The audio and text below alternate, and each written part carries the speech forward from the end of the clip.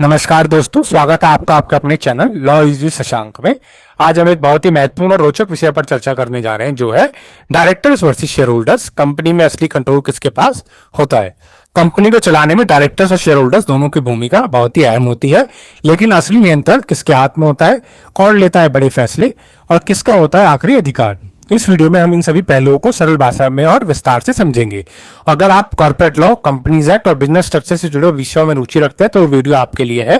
तो दोस्तों, वीडियो को अंत तक जरूर देखिए। और हाँ, अगर आप तक अभी तक हमारा चैनल लॉ इजी शशांक को सब्सक्राइब नहीं किया है तो इसे अभी सब्सक्राइब कीजिए और बेल आइकन दबाना ना भूलें, ताकि आपको मिलते रहे ऐसे ही ज्ञानवर्धक वीडियो, वो भी सबसे पहले। तो चलिए दोस्तों, आज का वीडियो शुरू करते हैं। दोस्तों, आज हम बात करेंगे कॉर्पोरेट दुनिया के दो सबसे महत्वपूर्ण स्तंभों, डायरेक्टर्स और शेयर होल्डर्स की भूमिकाओं, शक्ति और उनके बीच के संतुलन की। कॉर्पोरेट वर्ल्ड एक सुव्यवस्थित और स्पष्ट रूप से परिभाषित ढांचे पर चलता है, जैसे आप जानते हैं, जो कंपनियों के सुचारू संचालन के लिए अत्यंत आवश्यक है। तो इस ढांचे के दो मुख्य स्तंभ हैं, वो है निदेशक और शेयरधारक, यानी डायरेक्टर और शेयर होल्डर, जिन्हें कंपनी एक्ट 2013 के तहत परिभाषित किया गया है। जहाँ शेयरधारक कंपनी का मालिक होते हैं, वहीं निदेशक कंपनी की सोच, मंशा और दिशा तय करते हैं। इन दोनों के कर्तव्य, अधिकार और जिम्मेदारी को समझना किसी भी कंपनी की गवर्नेंस को समझने की कुंजी है। कंपनी अधिनियम 2013 यानी कंपनी एक्ट 2013 पुराने 1956 अधिनियम की जगह लाया गया था, यानी 1956 की जगह वो आया था, उसको उन्होंने रिप्लेस किया। इसका मेन उद्देश्य क्या था? पारदर्शिता को बढ़ाना, शेयर धारक लोकतंत्र को सशक्त करना और निदेशक की जवाबदेही को मजबूत करना, यानी कि ट्रांसपेरेंसी बढ़ाना, ठीक है, शेयर होल्डर को जो है पावर देना, और डायरेक्टर्स की जो है रिस्पॉन्सिबिलिटी और अकाउंटेबिलिटी को बढ़ाना। ठीक है, यह अधिनियम एक विस्तृत कानूनी ढांचा प्रदान करता है, जो निदेशक और शेयरधारकों दोनों की शक्तियों और जिम्मेदारियों को स्पष्ट रूप से परिभाषित करता है। तो दोस्तों, ये हमारा था इंट्रोडक्शन। आइए अब आगे वीडियो में जानते हैं धीरे धीरे करके डायरेक्टर और शेयर होल्डर से जुड़ी उनकी ड्यूटीज, रोल्स और डिफरेंसेस के बारे में। साथ ही साथ आगे हम बात करेंगे इससे जुड़े केस लॉ के बारे में। तो आइए अब जानते हैं शेयर होल्डर्स के बारे में। कंपनी एक्ट 2013 के अंदर क्या वो डेफिनेशन है, क्या उनका लीगल स्टेटस है?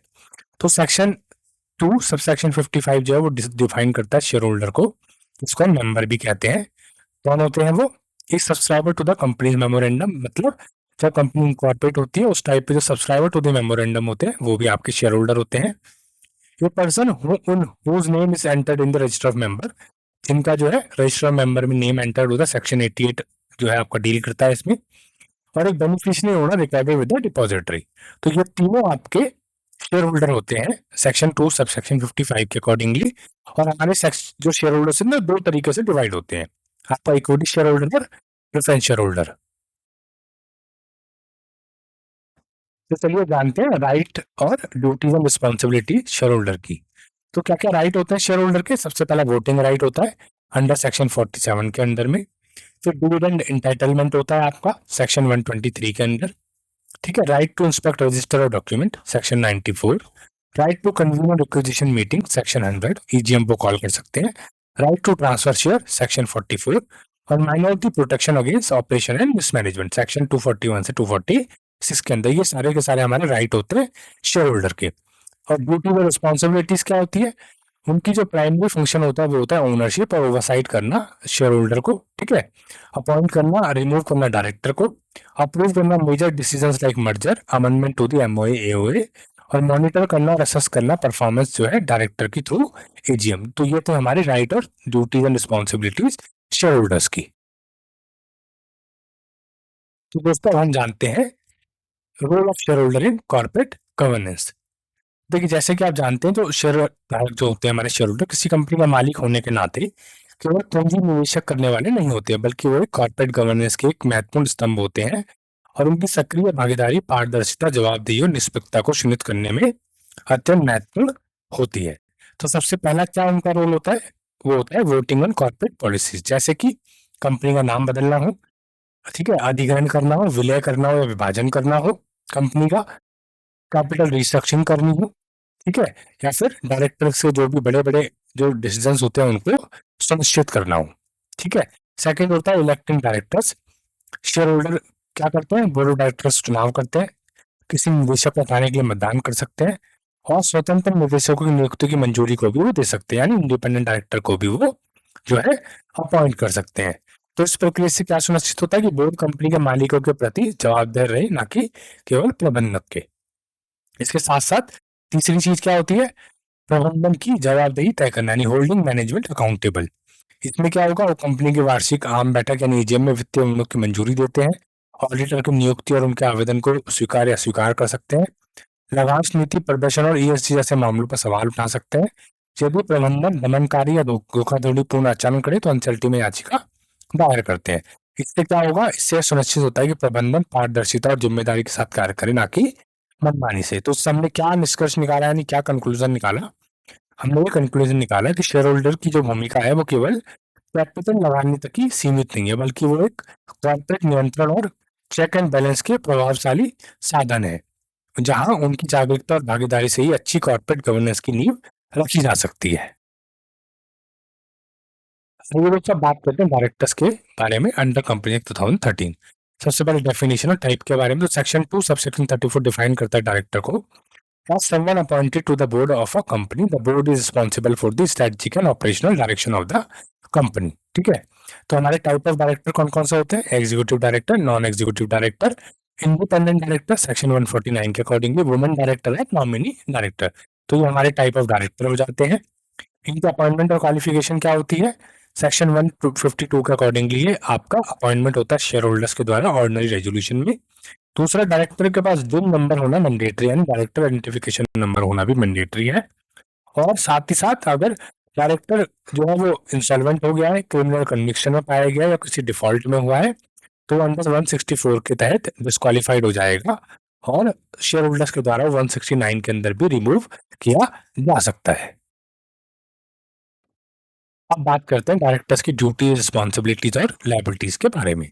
तो डायरेक्टर की ड्यूटी और रिस्पॉन्सिबिलिटीज सेक्शन 166 में डिसाइड होती है, जैसे कि एक्टिंग इन गुड फेथ करना, promoting the object of the company, exercising independent judgement, avoiding conflict of interest और नॉट अचीविंग अनडू एडवांटेज और गेन। ठीक है, तो सारी चीजें डायरेक्टर्स को ध्यान रखनी चाहिए। साथ ही साथ उनको इंश्योर करना चाहिए स्टैट्यूटरी कंप्लायंस जो है वो जो है टाइमली कंप्लीट हो, अटेंडिंग बोर्ड मीटिंग करें रेगुलरली और साथ ही साथ अपना इंटरेस्ट डिस्क्लोजर करें सेक्शन 184 के अकॉर्डिंगली। उनकी लायबिलिटीज क्या हो सकती है, सिविल लायबिलिटी उनकी है for negligence breach of duty के लिए, और क्रिमिनल लायबिलिटी क्या हो सकती है 447 फ्रॉड की, दिस स्टेटमेंट सेक्शन 34 और नॉन कंप्लायंस उसके अंदर लिख सकते हैं एज पर दी रिस्पेक्टिव सेक्शन के अकॉर्डिंगली। आइए जानते हैं difference between director and share holders. तो सबसे पहला है रोल। शेयर होल्डर्स हमारे क्या होते हैं, वो ओनर्स होते हैं। डायरेक्टर्स हमारे मैनेजर्स कह सकते हैं, ट्रस्टीज कह सकते हैं, ठीक है, जो डे टू डे अफेयर्स को मैनेज करते हैं। पावर क्या होती है, शेयर होल्डर के पास पावर है वोटिंग की मेजर डिसीजंस पे। डायरेक्टर्स क्या है, डायरेक्टर मैनेज करते हैं डेली अफेयर्स यानी डे टू डे अफेयर्स को। अपॉइंटमेंट क्या होता है, इनिशियल सब्सक्राइबर और via share transfer share holders का, और डायरेक्टर्स का appointed by share holders. Duty क्या होती है शेयर होल्डर की, वो लिमिटेड होती है, और डायरेक्टर्स की फिड्यूशियरी एंड स्टैच्यूटरी होती है। लायबिलिटी क्या होती है शेयर होल्डर की, लिमिटेड टू कैपिटल कंट्रीब्यूशन तक की उसकी लायबिलिटी है।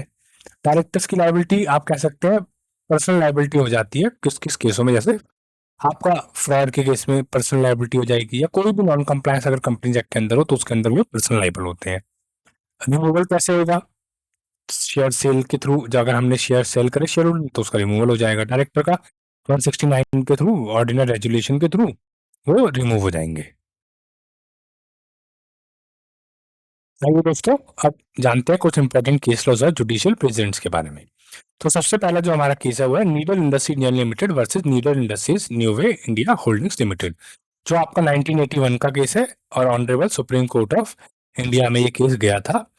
जो उस वक्त सेक्शन इसमें एप्लीकेबल था जिसके लिए ये केस जब सुप्रीम कोर्ट ऑफ इंडिया में गया वो था सेक्शन 397 398 ऑफ 1956, जो अब हो चुका है 241 and 242 of the companies act 2013, जो है हमारा ऑपरेशन एंड मिसमैनेजमेंट। तो आइए जानते हैं इसके फैक्ट्स क्या क्या थे।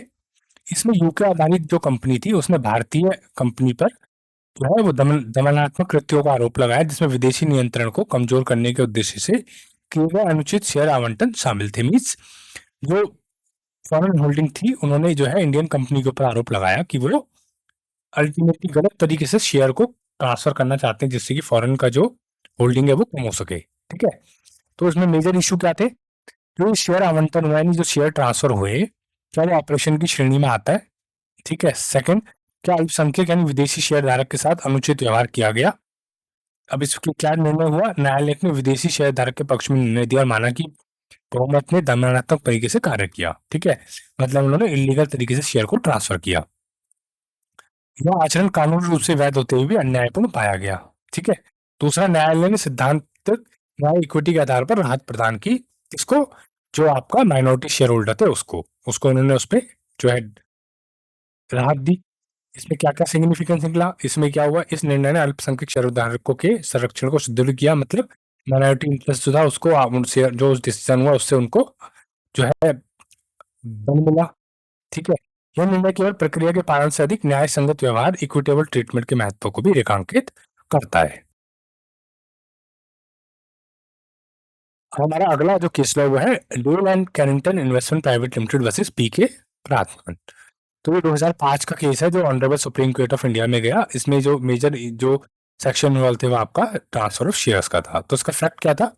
जो डायरेक्टर थे उन्होंने शुरू को और अपने रिलेटिव्स को विदाउट प्रॉपर ऑथराइजेशन के जो है शेयर ट्रांसफर कर दिए ताकि वो कंट्रोलिंग कर सके शेयर्स में और कंपनी का जो है कंट्रोल ले सके वाया एक्वायरिंग अ कंट्रोलिंग इंटरेस्ट। ठीक है, तो इसमें जो हमारा इशूज था वो क्या था?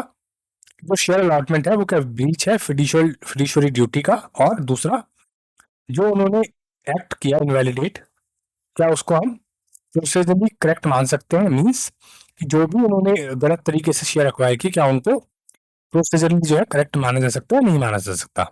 तो इसके अंदर क्या डिसाइड हुआ? इसके अंदर डिसाइड ये हुआ the share issuance was invalidated as it was done for personal gain and against the company interest. ठीक है, वो उनको उसको इनवैलिडेट कर दिया गया। और दूसरा, director at fiduciaries and must act for benefit of the company. तो ये दोनों इसके अंदर डिसाइड हुए। सिग्निफिकेंट क्या निकला इसके अंदर? एक strong present of on fiduciary duties of director, मतलब कि डायरेक्टर की ड्यूटी जो है वो फिड्यूशरी होती है, वो उसमें कोई भी पर्सनल गेन के लिए चीजें नहीं कर सकते। ठीक है। दूसरा, एक मालाफाइड जो उसमें वो कंपनी ने जब अगेंस्ट में उनके केस किया तो उसमें क्या निकला कि चाहे भले ही आपने प्रोसेस इलीगली तरीके से फॉलो किया हो, अगर वो करेक्टली नहीं फॉलो हुआ तो वो आपका वॉइडेबल ही कहलाएगा। उम्मीद करता हूँ आपको समझ में आ गया होगा। तो दोस्तों जो हमारा अगला केस लॉ है Tata Sons private limited versus Cyrus investment private limited others. तो ये 2021 का केस था और ये इसमें honourable supreme court of India में केस गया था। इसमें मेजर सेक्शन जो इन्वॉल्व थे वो थे सेक्शन 241 और 242 और 169 ऑफ द कंपनी एक्ट 2013 यानी रिमूवल ऑफ द डायरेक्टर। इसके फैक्ट्स क्या थे? इसमें जो साइरस मिस्त्री थे उन्होंने चैलेंज किया था अपने रिमूवल को, जो उनको एग्जीक्यूटिव चेयरमैन हटाया गया था टाटा सन्स के। ठीक है, किस बेस पे चैलेंज किया था? उन्होंने अपना रिमूवल चैलेंज किया था operation and lack of transparency की वजह से। तो उसमें मेजर जो इशू थे वो दो थे कि जो साइरस मिस्त्री का जो रिमूवल है वो क्या चैलेंज हो सकता है 241 242 के अंदर, या फिर दूसरा does the director have protection against removal under section 169। तो इसमें क्या डिसाइड हुआ? इसमें डिसाइड ये हुआ जो साइरस मिस्त्री है उनका जो रिमूवल था वो वैलिड था और ऑपरेसिव नहीं था। दूसरा, सेक्शन 169 जो है वो एम्पावर करता है शेयर होल्डर्स को कि वो डायरेक्टर को रिमूव कर सके without assigning any reason subject to due process. अब इसके केस से क्या सिग्निफिकेंस निकला? वो ये निकला कि जो शासन संबंधी मामले जो है उसमें बोर्ड की स्वायत्तता यानी इंडिपेंडेंस को बरकरार रखा गया। और दूसरा, इसमें यह भी बताया गया कि जब तक कोई भी वैधानिक उल्लंघन ना हो तब तक बोर्ड स्तरीय निर्णयों में न्यायिक हस्तक्षेप की सीमा सीमित रहेगी। मतलब अगर बोर्ड ने ड्यू प्रोसेस फॉलो किया है तो उसमें कोर्ट की इंटरफेरेंस जो है वो बिल्कुल खत्म हो जाएगी। दोस्तों आइए बात करते हैं अगले केस लॉ के बारे में जो है सत्यम कंप्यूटर का स्कैंडल जो हुआ था रामनिंगा राजू केस। तो उसका साइटेशन है criminal prosecution under IPC SEBI regulation and companies act 1956 और 2013 के जो भी आपके एक्ट्स इसके अंदर इन्वॉल्व थे। इसमें कोर्ट कौन से इन्वॉल्व थे? मल्टीपल फोरम्स थे इसके अंदर इंक्लूडिंग सीबीआई कोर्ट और सेबी एडजुडिकेशन बॉडीज। इसके फैक्ट्स देखते हैं दोस्तों। इसमें क्या था कि रामालिंगम जो राजू थे उन्होंने एडमिट किया था फॉल्सिफाइंग फाइनेंशियल स्टेटमेंट 7,000 करोड़ से ज्यादा का फ्रॉड। उस फ्रॉड से इफेक्ट कौन कौन हुए थे? शेयर होल्डर्स, रेगुलेटर और इन्वेस्टर वर्ल्ड वाइड में। उसके इश्यूज क्या थे? Breach of fiduciary duties and accounting fraud, और corporate governance failure and lack of internal control mechanism, इन दोनों ये इसके मेजर इश्यूज थे। बेसिकली इसके अंदर आपका विंडो ड्रेसिंग जो है वो इन्वॉल्व था। तो इस केस में क्या डिसाइड हुआ, जो डायरेक्टर्स इंक्लूडिंग रामानंदन राजू जो है वो कन्विक्टेड हुए under 447 of the company act 2013 यानी फ्रॉड के अंदर। और ये जो स्कैंडल हुआ ये मेजर रिफॉर्म बना कॉर्पोरेट लॉ के अंदर, जिससे कि उसके अंदर और सुधार किए गए। तो इसमें सिग्निफिकेंट क्या हुआ, इसमें ये हुआ कि led to strict corporate governance standard और स्ट्रिक्ट किए गए। साथ ही साथ उससे रिफॉर्म्स हुए जिसमें इंक्लूडिंग थे इंडिपेंडेंट डायरेक्टर्स, कमिटीज और विजिल मैकेनिज्म्स। तो ये सारे के सारे आपके जो है रिफॉर्म्स हुए इस इशू की वजह से। तो उम्मीद करता हूँ आपको ये केस लॉ समझ में आ गए होंगे। तो जैसा कि आपने इस वीडियो में जाना, कंपनी अधिनियम 2013 यानी कंपनी एक्ट 2013 के अंतर्गत शेयरधारकों और निदेशकों के बीच में एक स्पष्ट रेखा खींची गई है जो उनके कर्तव्यों और दायित्वों को स्पष्ट रूप से परिभाषित करती है। जहां शेयरधारक यानी शेयर होल्डर कंपनी के स्वामी होते हैं, वही निदेशक यानी डायरेक्टर ट्रस्टी और संरक्षक के रूप में कार्य करते हैं जो कंपनी के संचालन और विधि का अनुपालन के लिए उत्तरदायी होते हैं। यह अधिनियम पारदर्शिता, उत्तरदायित्व और नैतिक कॉर्पोरेट संचालन पर विशेष बल देता है, जिससे यह सुनिश्चित किया जा सके कि सभी हितधारकों के हितों की रक्षा हो। जैसा कि आपने जाना, हाल ही के वर्षों में प्रमुख न्यायिक कारणों, निर्णयों और नियामक सुधारों ने नैतिक आचरण, निष्ठापूर्ण व्यवहार और सक्रिय शेयरधारक सहभागिता की महत्ता को अधिक सुदृढ़ किया है। जैसे जैसे कंपनियों की संरचना अधिक जटिल होती जा रही है, वैसे वैसे उनके परीक्षों के तंत्रों को भी विकसित होना आवश्यक है। इसलिए निरंतर कानूनी सुधार, मजबूत शासन प्रणाली और अनुपालन तथा नैतिकता के प्रति सक्रिय दृष्टिकोण आज की आवश्यकता बन चुकी है। तो दोस्तों, आज के लिए इस वीडियो में इतना ही। तो दोस्तों, उम्मीद करता हूँ आपको समझ में आ गया होगा कि कंपनी में डायरेक्टर्स और शेयर होल्डर्स की क्या भूमिका होती है और किसके पास असली कंट्रोल होता है। अगर आपको ये वीडियो जानकारीपूर्ण और उपयोगी लगा हो तो इसे लाइक जरूर करें, इसे अपने प्रोफेशनल लेटर को दोस्तों के साथ शेयर करें। और हाँ, अगर आपने अभी तक हमारा channel law is with Shashank को सब्सक्राइब नहीं किया है तो इसे अभी सब्सक्राइब करें और बेल आइकन जरूर दबाएं, ताकि आपको मिलते रहे ऐसे ही लेटेस्ट जानकारी से भरपूर वीडियो, वो भी सबसे पहले। आपने अपने सुझाव और फीडबैक हमें कमेंट्स बॉक्स में जरूर बताएं। आपके विचार हमारे लिए बहुत ही मूल्यवान है और इससे हमें बेहतर कंटेंट बनाने के लिए प्रेरणा मिलती है। तो दोस्तों, फिर मिलते हैं आपसे एक नए ज्ञानवर्धक वीडियो में। तब तक के लिए धन्यवाद।